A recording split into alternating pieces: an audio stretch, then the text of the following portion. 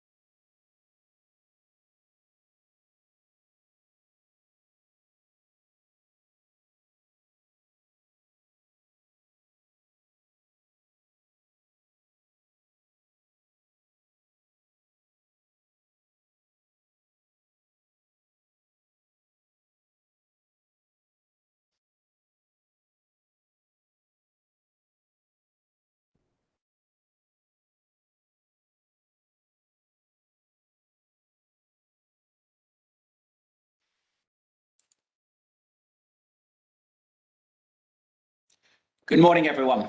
Thank you for joining us today. On behalf of the National Bank of Fujairah, I'm pleased to welcome you all. I am Gavin Quass, and I'll be hosting today's webinar. As we know, together with a number of challenges across the globe and the country, the pandemic has derailed the real estate industry across the region. With the present scenario where the real estate sector is vulnerable and its falling prices, individuals and investors are taking benefit of this opportunity and are buying properties of their choice for either personal or investment purposes. So with such a trend, is the property market getting re-energized as the market recovers gradually? Today, we will talk and discuss about the repercussions of the pandemic on this industry, the current market trends, and how the future looks. This webinar is part of a knowledge sharing effort by the National Bank of Fujairah, where our aim is to increase awareness of the common trends, challenges, and opportunities to help SMEs and business owners with resources not only to operate, but grow and develop even further in today's transforming environment. Our efforts and services are continuously recognized by a number of the industry accolades that includes the recent award of the Best SME Bank by MEA Finance Awards. I will take advantage of today's session. I will remind you not to forget to register at mbfconnect.ae, a platform designed to empower SMEs where you can connect with other like-minded business owners and get updates on the industry trends and market insights.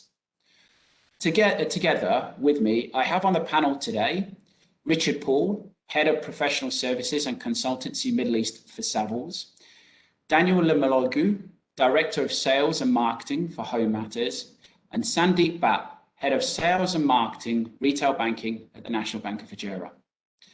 Towards the end of the webinar, we will also have a Q&A session. So in case any questions come to mind during the session, please share them through the Q&A tab, and we will address them at the end of the session as much as possible. So I think before we start, and we introduce the speakers, I think it's just important to get a bit of an update on maybe what has happened within the industry of the property sector. If we go back to a report by Moody's back in June 2020, it was predicted that the Dubai's property sector might weaken with the oversupply and the effects of the pandemic, which really meant slow home sales and lower rental prices. Commercial space had to readjust because of the pandemic and also working from home. And industrial businesses had to be able to tackle how to operate in the pandemic. Q1 of 2021 has seen a rather remarkable and resilience by the Dubai property market. In April 2021, Arabian Business reported that Q1 saw Dubai's residential property price increase for the first time in 7 years. The UAE's government's recent offer for long-term residency visa seems to be having a positive impact on the property sector. Some of the Q1 reflections for 2021 include mortgage transactions have reached a new record high. The value of secondary market transactions has increased, while the performance of the off-plan property market remains relatively flat. The number of luxury properties sold has increased, and there are property hotspots that are showing strong signs of growth, while other areas remain relatively stable. So I'd like to call on our first speaker today. Before I do that, as I mentioned, here are the speakers that will be on today: Richard Paul, Sandeep Bhatt, and Daniel Lamoligo. So I'd like to get Richard, first of all, to join us from Savills. Richard, are you there? I'm here, Gavin. Yep. Good morning. How are you? Yeah, good. Thank you very much. Excellent. Thank you very much for joining us. Richard, just I guess for the listeners, do you want to sort of give a bit of a snapshot on yourself and Savills for a minute or so? Yeah, sure. So yeah, my name is Richard Paul. I head up professional services here for Savills in the Middle East. Savills are a multidisciplined surveying real estate consultancy. We operate around the world. We've got about 40,000 people that work for us in different markets. Here in the Middle East, there is a little over 300 of us in 7 offices within 5 countries. Here in the UAE, we have 3 offices in Sharjah, Abu Dhabi and Dubai, and we offer everything from professional services to transactional services and everything else in between. We focus on both residential markets, commercial markets as well. So we're quite well placed, I think, to see what's happening. Personally, I've been here now since 2008. And I've seen a number of up and downs during that period of time. So yeah, this is one of them that I'm always looking with intent of how it's going to fold out next. Well, great. Thanks so much for that. I think that brings us on to the first question, and that is, how is the current UAE property market again faring, and what are some of the trends that obviously you're seeing, given some of the regional knowledge and regional sort of areas that you cover? Yeah, well, look, it's been an eventful 12 months, to say the least. Not that if you work and operate in this real estate market around the region, and particularly in the UAE, it tends to always be eventful. But the last 12 months have been very interesting. As companies and individuals adjust to new living and working patterns, we've started to see and observe some interesting outcomes and market trends as a result. Savills actually carried out a lockdown living survey midway through last year in 2020, and there was the results were you could have probably predicted it to a certain extent, but there was definite a reluctance to live in apartments. There was a desire to find property that allowed outdoor amenity and outdoor space, and all of a sudden, at the back end of last year, it was evident that the old saying of location, location, location was taking a second, was being pushed down the ladder to a certain extent, and space, and particularly outdoor space, was becoming more relevant. And on top of that, in April last year, the central bank changed and relaxed the LTV laws for banks to lend to both expats and nationals.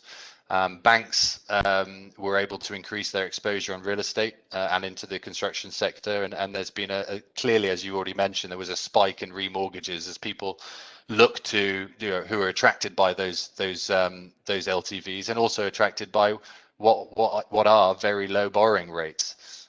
Yes. Dubai, in terms of activity, Dubai in the residential market, for example, activity was up 22% in H2 2020 compared to the first half of the year, and that growth and that growth and momentum has continued into Q1 2021. Total residential units now transacting are just in Q1 is a little over 10,500, and that's an increase of 12% year on year. What out of that, historically over the last probably 7 years, I would say that predominantly this market is led by an off-plan market, and up until last year, 65% of all transactions were off-plan. That's completely flipped on its head, and now it's about 65% of all transactions are ready to move in properties. So it kind of shows that the appetite has gone from more speculative buy to own occupiers wanting a home and to be and making that call to stay in and invest here, which is you can speculate for lots of different reasons, but it's interesting to see nonetheless. Yeah, look, I think some of the points there are highly, you can see, and I think not just here. I think that trend also actually is quite similar globally, particularly when you're talking about outdoor living space. I think that definitely you've seen that, you've felt it, and I'm sure Daniel and Sandeep will probably echo some of those comments, from some of the questions they've mentioned. If we look at, I guess, supply chain, so supply chain around the world obviously got heavily disrupted. What impact could this have on sort of industrial and warehousing? So this is a little bit away from residential. It's more looking at industrial and warehousing, and what sort of could that lead towards it in the coming years? Could there be sort of an increase in demand in that space because of localized supply chain? Yeah, it sort of depends on what we're looking at and what the purpose of the tenant that will be in that space. Has been the case for well over a decade here in the UAE. The industrial and warehousing space is split into two tiers. You've got sort of the purpose-built space, and you have the speculative space. The pandemic has highlighted the lack of purpose-built space, particularly in certain sectors. Two of those that we've seen a move on is food storage and food security, and then medical supplies, obviously. We've seen a massive push on a national level to try and remedy that and make sure that if there is another pandemic, God forbid, or something that is along those lines, and the UAE is cut off from the world, that it is more self-sufficient. And so there is a demand for more specialist climate controlled warehouse space that we're seeing in this market. Another sector that is closely linked with the above, that was actually getting pushed in 2019 and 2018, was manufacturing. Again, with a particular focus this year on life science. We've seen the benefits for any country with the ability to develop and manufacture their own vaccines and medical supplies.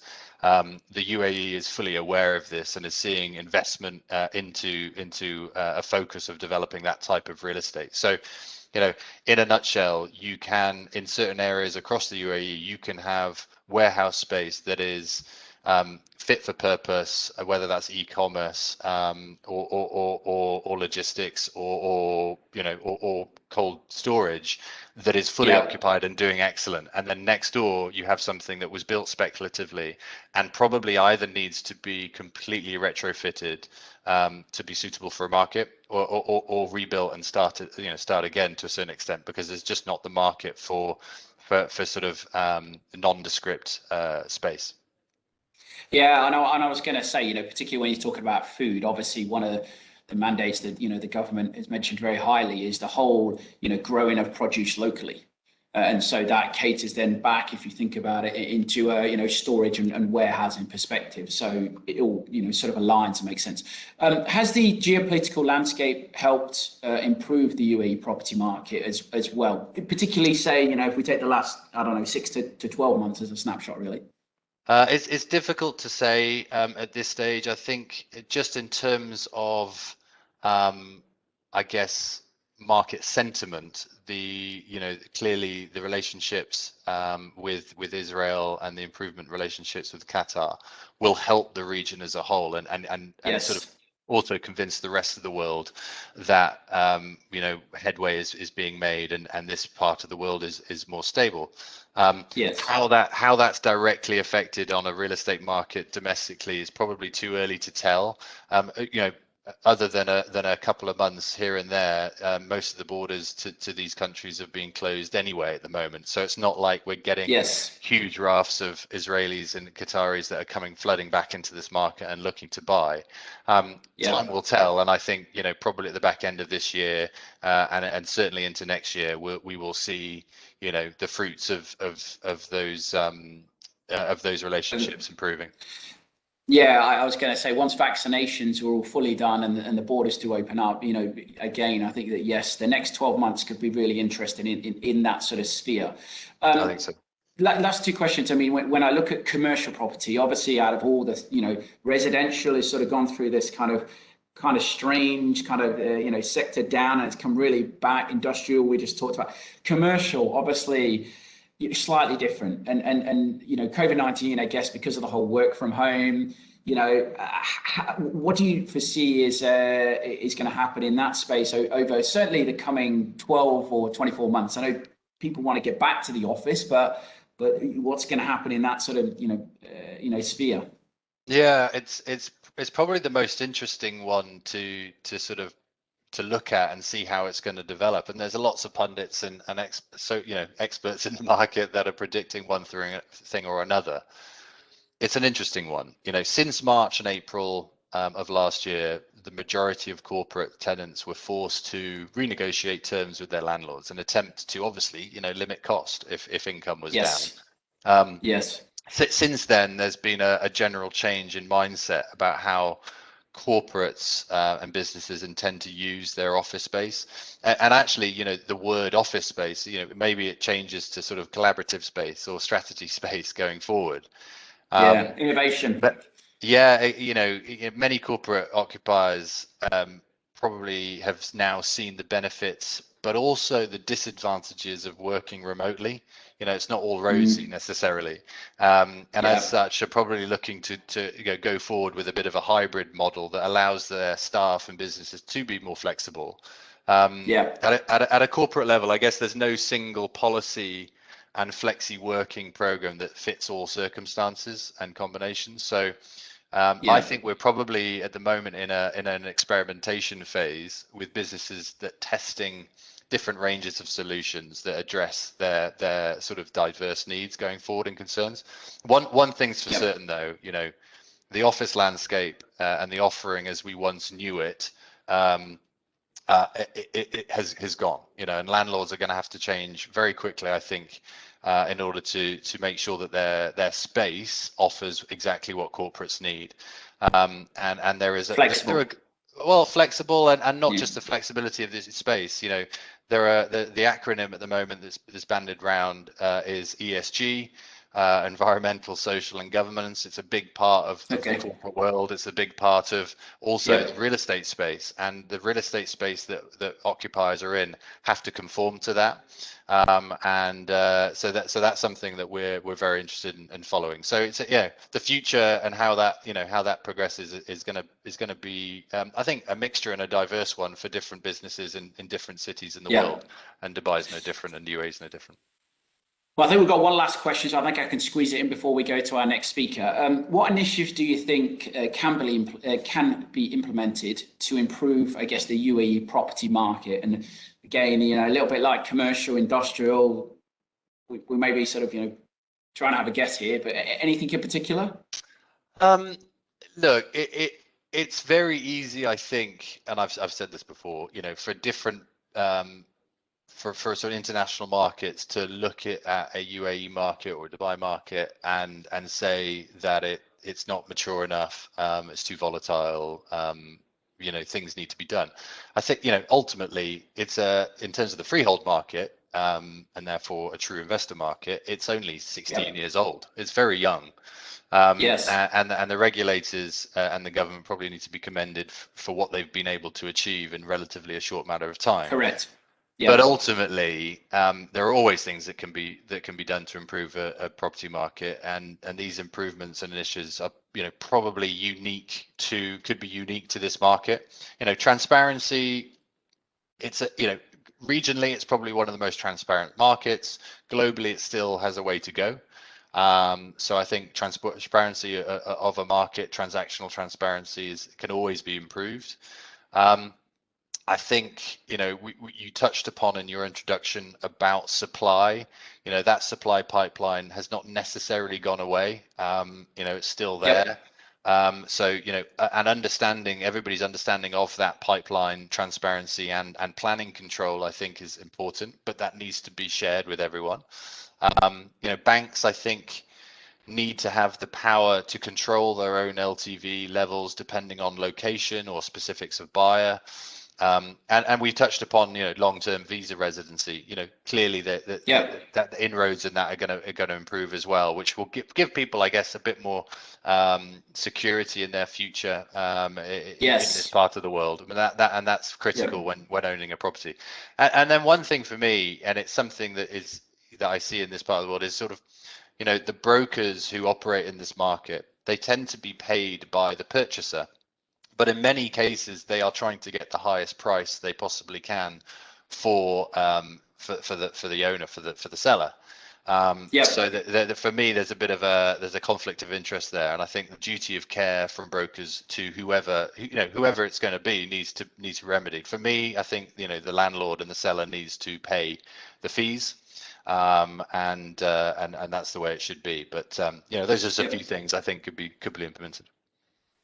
Well, thanks very much, Richard. I'll get you to come back at the end for the Q&A. So thanks very much for that input. I'd like to call on our next speaker, Sandeep Bhatt, obviously from the National Bank of Fujairah. Sandeep, are you with us? Hi, Gavin. Yes, very much. How are you? Okay. Yeah, good morning. Thank you. Sandeep, do you just want to take a minute just to, I guess, introduce yourself for the listeners, a little bit of a background, and then we can go into maybe the questions. Sure, Gavin. So I'm Sandeep Bhatt. I work with National Bank of Fujairah, and I've been working with the bank for the last 8 years. I take care of sales and marketing within retail banking, and I've been in banking industry since last 21 years in India and Middle East. Since 2005, I've been working in UAE, and I've seen multiple economic cycles. Last 12 to 14 months cycle has been the most interesting one, as Richard was mentioning. Great. I was going to say, you'll probably have some commentary that Rich has already spoken about that you'll be able to echo on the back of. So let's get to the first question. I guess from what you're seeing, what is the demographic maybe of people that are buying properties at the moment, and why? Sure. So, Gavin, what we notice is Indian community, which is one of the largest communities in the UAE. 1/3 of the population almost is Indian nationals in the UAE. So that has been one of the purchases of property in the UAE from local market as well as non-residents. Also followed by other Asian countries like Pakistani nationals, Chinese nationals. We have seen Arab expats showing a lot of interest. And of late, interestingly, we have seen a lot of Western expats showing interest, mainly in coastal areas, Palm Jumeirah. So you've seen British nationals, French nationals, buying a lot of properties in Q1. This is in terms of nationalities. In terms of salaried and self-employed, from our perspective, we've been catering to both the segments. But what we notice is self-employed segment is something where we have shown more inquiries. Now, perhaps that has something to do with our capabilities in that space. We were established in 1982, almost 40 years in this country, and mainly a corporate commercial bank. So that's our strength. We understand self-employed customers very well. And that's where our credit policies are well defined, well articulated. We don't insist on audited financials. We do underwriting based on bank statement and make it easier for customers to apply for mortgage financing. So I would say that's how the demographics are stacked up. I think just on that point, and that's maybe, echoing to your point, obviously with COVID-19 making people have to become entrepreneurs, run their own businesses, that, the last 5 years, that the significant growth in startup and SMEs has meant that, people who are, I guess, self-employed will actually have a very good chance to be able to, find a property through that process. How has also low interest rates encouraged people to buy? Okay, so that has been a really positive factor. The low interest rates, they help both end users as well as investors. So for an end user, who has been staying in a rented apartment or a rented villa here, it becomes easier to get into a purchase wherein, lower interest rates would mean lower EMI. So if they compare with the rent that they are paying right now, they can, get into their own asset, own house, build their asset at the same time, their monthly outgo is limited. Also, for investors, it's a good hedging opportunity. Today, the lending rates are as low as 3%, 4%. And the kind of yields that one gets in UAE, that's significantly higher. So typically, between 4.5 to 6% is the net yield that one can expect being an investor. So by paying a lower interest rate, lower EMI, there is an opportunity to invest where you get a good rental yield, and there is obviously a potential appreciation of capital. So I was going to say, so there's a good gap in between that. What areas are you again, and Daniel will probably comment on this as well, but what areas are you seeing that are most in demand? And I suppose that would be more towards residential. Right, absolutely. So I would say in terms of villas and townhouses, all the leading communities, have shown good progress over the last 4 to 6 months. Namely Arabian Ranches, Nadal Shiba, and other communities, almost all freehold villas and townhouses. In terms of apartments, the trend that we have seen is Palm Jumeirah has been doing very well. Dubai Marina, downtown, Business Bay. These are some of the areas which have been doing well for apartments. Yeah, so a little bit more maybe location, right? So location is absolutely, and also just to add for luxury villas. I know there is a perception that over the last 2 to 3 years, market has significantly overcorrected, and there is an opportunity in communities like Emirates Hills where prices have really softened, and someone who wants to live there at the same time, get good capital appreciation. Those are some of the good opportunities for luxury houses. Is obviously Expo's coming up, which is again it's a really good thing heading into October for this year. Is that having an impact on the property market at all? Sure. What I believe is Expo, the benefit and the excitement of Expo, it has been factored in some of the positive movement that we have seen. Like what Richard, there were certain projections which were made mid last year saying that property market might go through difficulty. But the improvement that we have seen, both in terms of number of transactions and prices, I would say one of the factors is upcoming Expo, right? Everybody knows that a lot of people are expected. However, I would say that we need to be cautiously optimistic because COVID situation currently in some of the countries like India, currently is getting ravaged by COVID. So we expect and we hope that COVID situation settles down, and that would have a lot of bearing on how the things pan out. But we have reasonable reasons to be cautiously optimistic because we are still a few months away with vaccination in UAE done so extensively and aggressively, and with the expectation that things would settle down in next 3 to 4 months. From that perspective, I would say that we all can be cautiously optimistic and expect that next 8 to 10 months or probably a year, we would have the benefit of Expo. The next question being, do we see customers opting for upgrades? Now, this was covered in the previous discussion, and we also, are seeing the same trend where customers are preferring to go for bigger units. There is social distancing norm. People are not able to travel for holidays and other things. Staycation is the norm, during the school vacation. So, yes, customers have been opting for bigger houses. We have seen customers moving from rented apartments to villas, either rented or outright purchase, where there is playing area for children and outdoor space, like what Richard was alluding to. So that definitely is the case.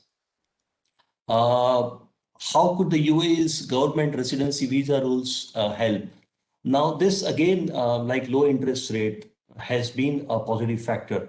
And what we have noticed is that, Indian communities, as I was mentioning, being the largest investors here, because of COVID situation, they are preferring to, purchase house in the UAE, wherein they can, there are multiple options ranging from 6 months multiple entry visa up to 10 years of residency, wherein they can enjoy the lifestyle of UAE. They can, enjoy the infrastructure and lifestyle at the same time, with the digital working norms, remote working, they can manage to stay in the UAE and manage the business or, the work remotely.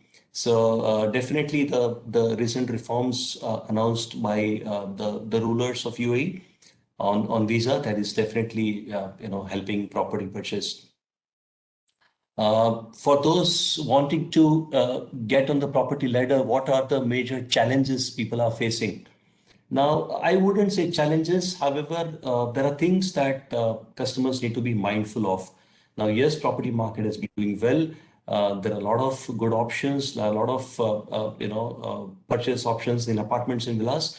However, one should not get into herd mentality and just because your colleagues or friends have been purchasing house, there should not be a mad rush around purchase.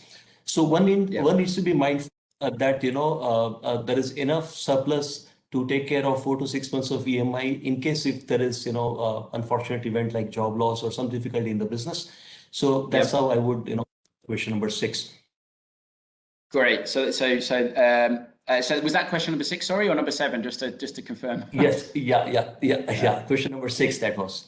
Okay, just quickly, so we'll wrap it up then. And again, my apologies, everyone. Just with relation to MBF, you mentioned there MBF has been doing well, obviously in the property space. With relation to entrepreneurs, self-employed. Where do you think we are, maybe in comparison to competitors, and how can we keep doing well? Sure. So we are mainly a corporate commercial bank. As I had said, we were set up in 1982. And we have set up a business recently, 7 years back.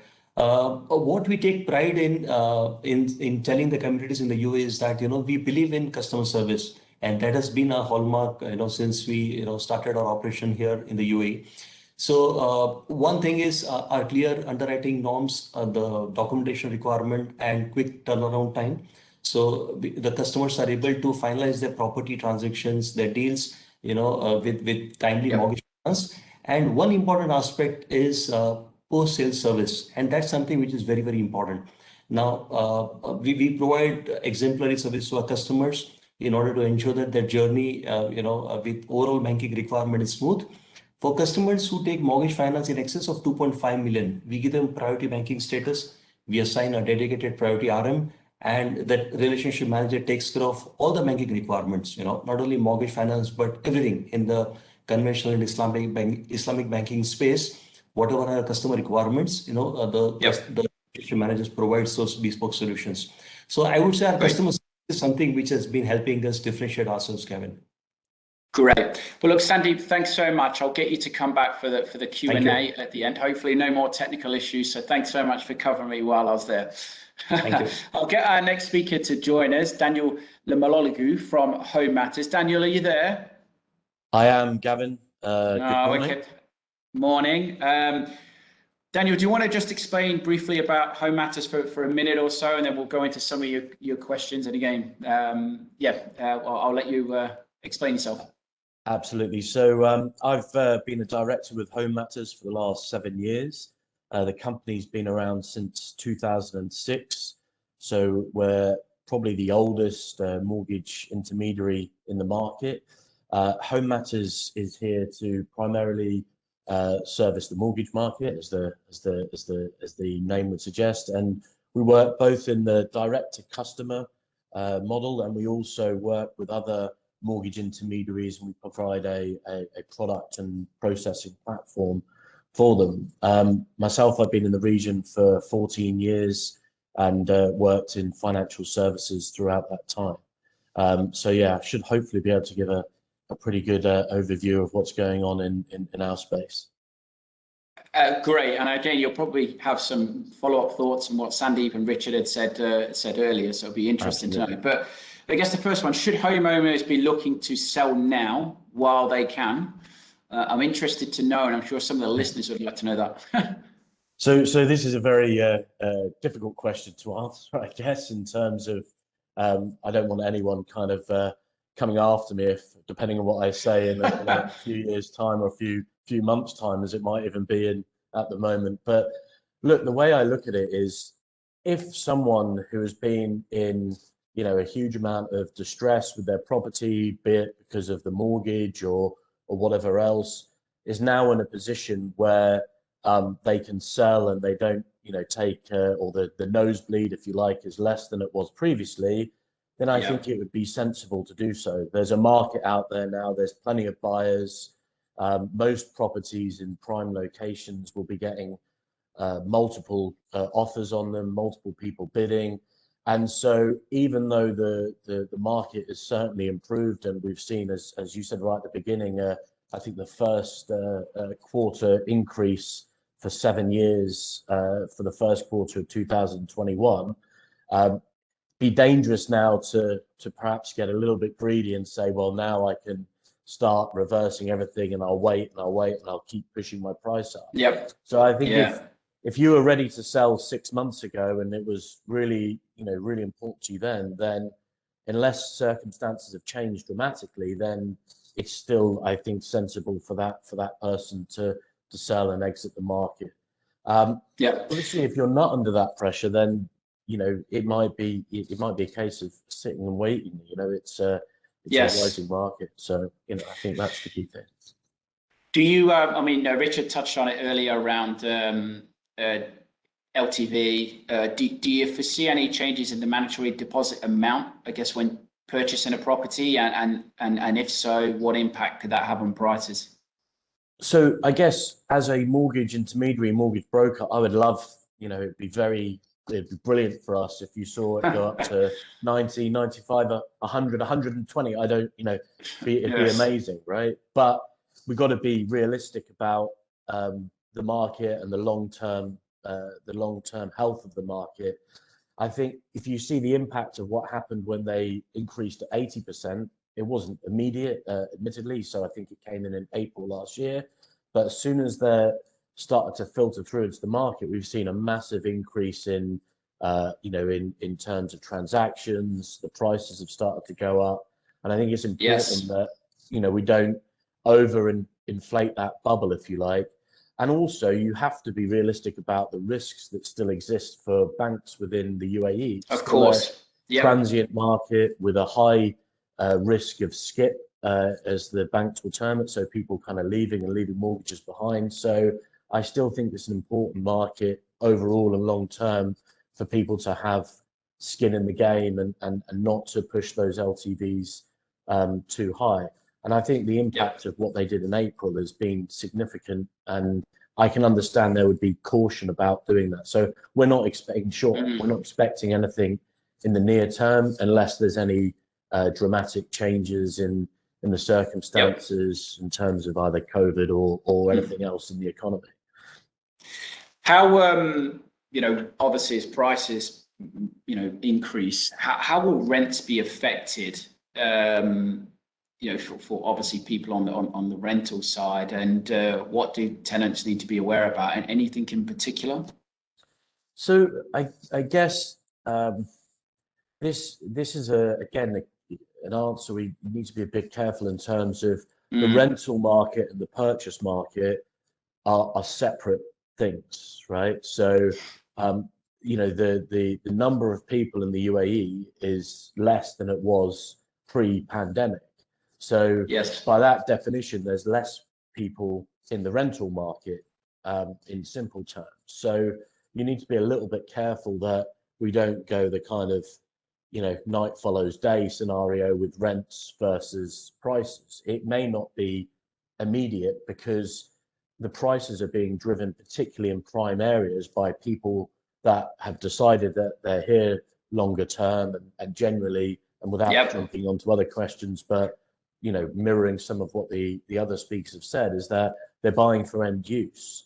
So if anything, that will take some of the people out of the rental pool as well.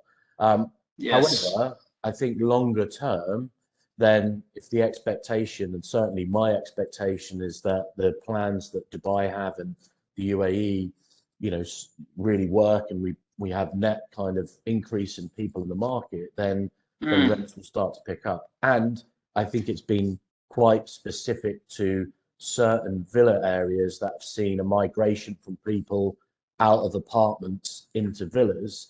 So certainly in certain, Dubai Hills being a good example of that, where there's been significant increases in rents, and I'm sure it's been the same in the Springs and Arabian Ranches and these kind of prime villa areas, where that's been more a function of people coming out of maybe 2-3 bed apartments into townhouses. But overall, I think it's not a direct relationship that rent increases are going to immediately follow price increases. I think that leads to the next question quite nicely, and that is, has there been a change in sort of ticket size? So I guess what I mean by that, as in, there's been a lot of movement towards affordable homes, so affordable villas, for example. So some of these people coming out of apartments, are they going to your standard villas, or are they going to more affordable homes? So therefore, it changes in ticket size. Yeah, I guess if I look at our data, pre-pandemic, our average mortgage ticket size was around 1.8 million, maybe slightly lower. And post-pandemic, our mortgage ticket size actually went above 2 million. Now, that's a function of two things. I think one is more people buying villas than apartments. So the ticket size is, exactly. But also that extra 5% of mortgage has naturally meant that our ticket size has gone up sort of around that amount as well, because there's an additional 5%. I definitely think initially a lot of people were taking advantage of prices, and therefore, in some of the prime areas that perhaps weren't accessible before, people have really jumped in and taken advantage of that. I think we'll now see a slight shift out into some of the more affordable areas that are a bit further out, or the locations are not quite as good because the prices have moved so much in the kind of prime areas. So, we've seen some places, and I don't think this will hold out in overall data, but we've seen on an individual basis, 30% increases over the last 12 months from when people have bought to where they are now. So, that 30% increase is going to be now push some of those people out of that space and into other, perhaps more affordable areas, if you like. Yeah. So I think last question, and then we'll probably go to the summary and Q&A. Are we seeing a trend of more end users entering the market as opposed to mainly investors? I think definitely what we've seen in the last 12 months has been end user driven. And I would look at that in the way that, again, Richard mentioned before, I think the statistics is kind of 65% of end users in the market. I don't know what that was compared to previously, but that as an increase. But also the fact that so many people have taken up the 80% first-time buyer option, which the loan to value increase to 80% was for first-time buyers. It's not perfectly first-time buyers, but generically speaking, it's for first-time buyers. That amount has been huge, and therefore just the fact that there's more mortgages being done and a lot of them being done at that 80% level would indicate to me that there's a lot of end users that are driving the purchasing in the last 12 months. Yep. Well, look, Daniel, thank you very much. I'll get you to come back and join us shortly in the Q&A in a few minutes. I'm just going to move now to the, I guess, conclusion. Before I do that, you should see very shortly a poll that will come up on the screen. The poll is very much about upcoming webinars that we will be holding. Please feel free as participants to mark, I guess, the interesting topics so that we can really cater that towards you. Also, there's a Q&A tab on the right. So if you would like to ask any questions, which is coming up very shortly for the speakers, please feel free to do so. I guess in conclusion to some of the comments, just to wrap up, obviously villa demand has increased compared to, I guess, maybe apartments. And that's on the back of people wanting, as Richard said, outdoor living, the back of working from home, the back of COVID-19. And it'll be interesting to see how that plays out in the coming 12 and 24 months in relation to, does that trend continue? The second one is, I guess, investor confidence. And when we mean by investor confidence, maybe that is investors that are purchasing into that, but is it more people wanting to buy their own home for the first time, cement this UAE as a place where they want to live? But that has certainly shown that people have been very, very interested in the investor side and wanting to cement their home. The new government initiatives obviously have played significant benefit. We just heard from Daniel around the LTV. We've heard about the visa changes as well. So I think some good government initiatives have really helped to drive that market. Consensus is that commercial property might still be going through an innovation change in relation to operating models on the back of COVID-19, but will there be a hybrid model, as Richard mentioned, where you'll still have people coming back into the office, but maybe landlords need to understand how they can get the best benefit from that. And then finally, when we look at warehousing and logistics, we talked about supply chain, particularly within the UAE around food, medical, science as being some of the key areas, but maybe some of the warehousing either needs to be overhauled or rebuilt so that it's purpose built for that particular sector. So I think if we can now ask for the speakers to come back, and hopefully we won't have any more, I won't have any more technical difficulties. We'll then be able to run through a few of the questions for the listeners. So I think the first question that's popped up, and again, I'm not sure who to kind of ask this to, so maybe I'll go to Daniel first, but has there been a boom in renovations on the back of COVID-19, and maybe what has that done for value on houses? Again, I believe that there's definitely been an increase in people, or a boom in the kind of renovations business. I know some people that have renovation businesses, and they've had a huge amount of demand. And I think anecdotally, speaking to a lot of people that have bought during the last 12 months, all of them have said, we're not moving in straight away. Not all of them, but a big majority of them said, we're not moving in straight away. We're looking to do a certain amount of renovations.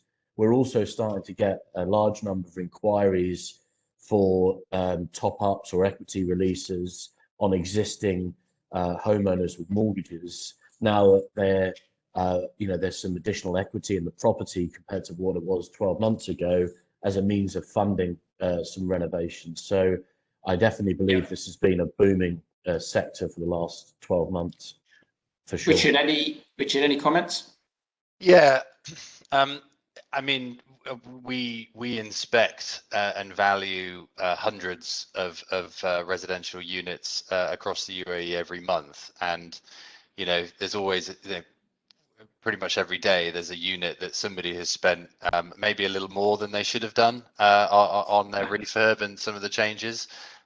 There needs to be a realization that somebody's upgrades is another person's downgrades, and it's not necessarily fit for the market, and that has to be understood. And a lot of the time there are clearly, in terms of general refurbishments, there are stuff that can improve the value, but a lot of the time those improvements you might just get your money back, but in other cases you actually might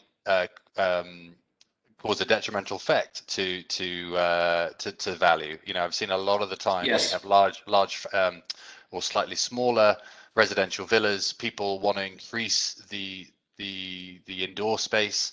They eat into your outdoor space, and then all of a sudden the plot size is reduced and the garden size isn't there that a family's looking for. So you've got to be very careful about where you spend your money, how much you spend, and in the areas that you spend it in, and understand your buying market. It's all very well importing the best granite from a certain country in the world, but ultimately, is somebody going to buy that off you when you sell it at that same level? So you got to be careful. I'll probably come to Sandeep and Daniel. The next question: what other sort of potential locations do you think could do well in the coming 12 months? So maybe again, I'll start with you, Sandeep, and then maybe ask Daniel. Sure. So if I go by the past trend and which is last 12 to 14 months of pandemic situation, I would expect townhouses and villas to do well. Now nobody has a crystal ball, but if you go by the trend and we expect this pandemic situation to continue for a few more months. So given the fact that customers are looking for more space, outdoor space, children play area and other things, so I would expect townhouses and villas to do well in general. Also, given the trend of Western expats opting for coastal areas, I think Palm Jumeirah, from apartment perspective, should be doing well. Downtown again has been one of the most preferred locations for apartments. So I think these are the communities which should be doing well in next 10 to 12 months. Daniel, any comments to add on that? And I might even ask you as well, Richard, after. Yeah, I agree with Sandeep to a great extent in terms of, I think we'll see a continuing trend in villas. I think apartments in certain areas will definitely start to pick up, and I think Palm has already started. I think you've got to look at the difference between what the living space in an apartment is in most UAE or most Dubai apartments versus in central, cities such as London and all the rest of it. It's massively different. So as long as they're bigger sized apartments with access to outdoor space, Palm Jumeirah, there's a great kind of running track area in the middle and lots of access to outdoor space, then I think they will continue to be popular and certainly see improved demand there. There are some other areas that we may see some increases in. I don't know if 12 months is too early, but certainly the area near the Expo site, near the new airport, that at the moment looks like it's a little bit out and outside of town. But if they bring in a large number of businesses and new businesses into that area, then people might start to have a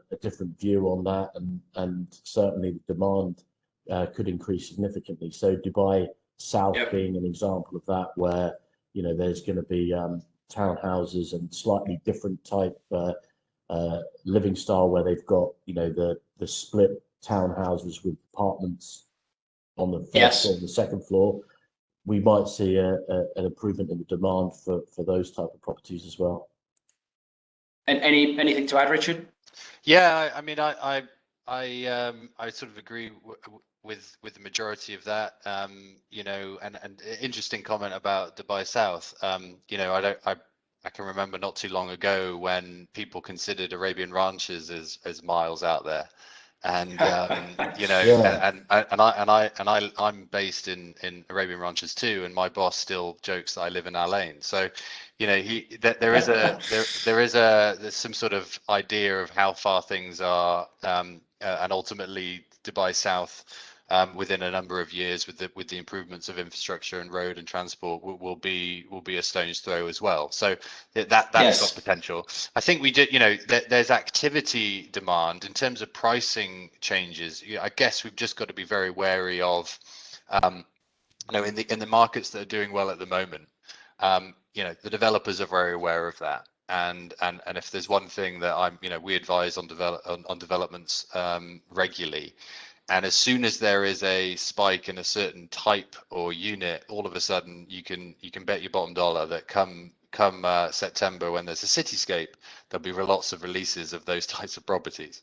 We've got Talal Al Gaf being built as we speak. We've got Arabian Ranches 3. We've got a number of other sizable villa communities that will be handed over and absorbed into this market over the next 2 or 3 years. And I guess we just you need to be aware of the potential dilution of that on your current asset. But that's probably where the demand's going to be. And also, think about it, the people that live in these properties generally are families with children. That's where a lot of the schools are being built. That's where some of the new schools are being set up. Some of the best schools are now out that end of town. So I see that continuing. But clearly there's an eye on the supply. So just last two questions before we wrap it up. So this is kind of a two-part question, I guess. So somebody has asked, where can we see the luxury residential property in terms of value? Now, I'd probably ask maybe Richard this, and then whether Daniel wants to add any comments. Again, there's a kind of multi-tiered luxury market. Again, one person's luxury is another person's middle market, and that top end of the market, when you have the ultra high net worths looking for stock that they are used to seeing in other places around the world where they own real estate, there hasn't been actually huge amounts of options for them. We're starting to see that now, I guess, with projects like the Bulgari residences, and a number of others on the Palm, but ultimately there hasn't really been that huge amounts of stock. There's always been very, very large villas that people, that sort of 30,000-40,000 square feet, Emirates Hills being one of them. I do agree. There was a comment made earlier about maybe places like Emirates Hills, in terms of their softening went a little bit too far, and some of these units showed some very good value considering the size of the plot and the options available to people. A lot of those units as well are 15 plus years old. A lot of them, they haven't had any refurbishment done on them, so there has been opportunity for people to get in and buy that, spend quite a lot on them to get them up to sort of modern luxury standard, but there is mileage to do that. So there is a push there, but again, we have to be careful in what we categorize as the luxury end of the market. Yes, Dubai has a tendency to put everything into the luxury end of the market. Fair enough. Last question, and again, this is probably more catered towards actually, Richard, I think it's going to be you, but again, some of the other speakers can speak. As we look at commercial properties, we talked there, Daniel was mentioning about, residential and some of the added elements that are involved, whether that's, cycling tracks, these other bits that are involved. Do you think commercial properties need to come up with a more of an infrastructure that caters towards, I guess, a bit more of a community ecosystem type play? Yeah, definitely. And will that drive people back in, I guess? Yeah, I think it kind of depends on your demographic of your working force, but ultimately, places of work cannot just be somewhere that you come in, you sit in your cubicle, you get on with, you don't talk to anyone, you get on with your work. That is not the future. That does not support a strategic and forward-thinking business. So, I think that's going to change. But in terms of the landlords, in terms of what they need to offer, the social side of a building, and how, in terms of open space, in terms of attributes to wellness, mind, all of these things, all of these touch points have to be thought of in order to warrant a tenant like that coming into it. Just last year, the Dubai financial market suggested to all of those that are floated on the DFM that they needed to carry out ESG audits on their business. And one of those ESG audits was clearly on the real estate that they are in, and how that accommodates to their workforce and their environment. And a lot of them, I think, are getting a lot of negative feedback to a certain extent that some of the real estate that they're in is not fit for purpose, and if they need to retrofit that and change that, and they're now obviously negotiating with their landlords to do that. So yeah, I think that's a real good point, and there will be some change there for sure. So look, that brings us to the end of the questions. So to all the listeners, thank you very much for joining us. To the speakers, thanks so much for your insight today. Really useful. As I mentioned earlier, we'll have probably people that will come back to us, and at which point we'd like to, if it's okay with you, share them across with you. Thanks very much for all the commentary as well. Really interesting. I think it's going to be an interesting journey for the next 12, 24 months across all of the disciplines, residential, commercial, and that sort of warehousing and industrial space. So yeah, just want to say thank you very much. Really enjoyed it. Obviously, stay safe. And for the listeners, thank you very much for joining in, and have a great day. Thank you very much. Thank you so much.